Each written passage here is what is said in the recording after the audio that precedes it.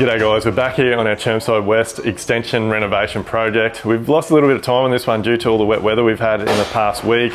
We keep getting storms every afternoon, but boys are smashing it out. You can see behind me, they've finished laying all the new subfloor. They've laid all the particle board flooring, so that'll become our base for our new tongue groove flooring, and they're now starting to work on the wall frame. So you can see here, we've got a system and process for everything in our business. So we've been through this morning, and our systems and processes are based on basically all my experience over the last 20-25 years, as well as input from all of our team members. So by having a system like this, when the boys are marking out the wall frames, it means that nothing is missed. So this system covers everything, like making sure you've got your load points, making sure you're set out for your cladding, make sure you're set out for your internal wall linings, everything. So nothing's missed, and as we can move through the job, everything flows smoothly.